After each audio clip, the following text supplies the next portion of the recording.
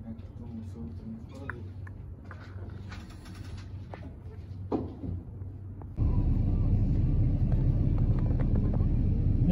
Naik tu tu sih.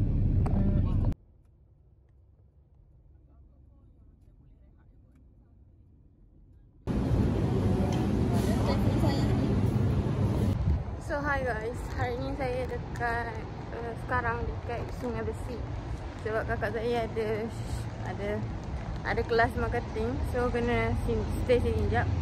And I just come out from the MG Mart.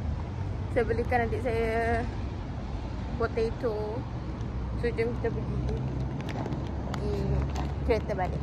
Okay, let's go. Sekarang ni, okay, disebabkan kita akan tunggu kakak saya sampai pukul 1. Jadi sekarang baru je pukul 11 lebih. Jadi dengan kesempatan yang ada ni, saya nak buat Lego.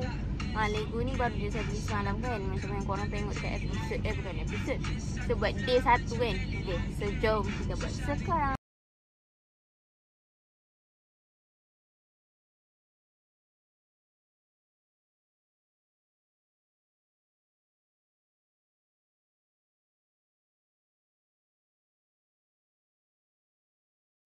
Okay guys, so sekarang ni kita orang dah dekat My Town. Nak makan dulu.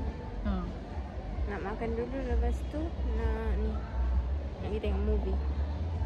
So stay tuned for today vlog.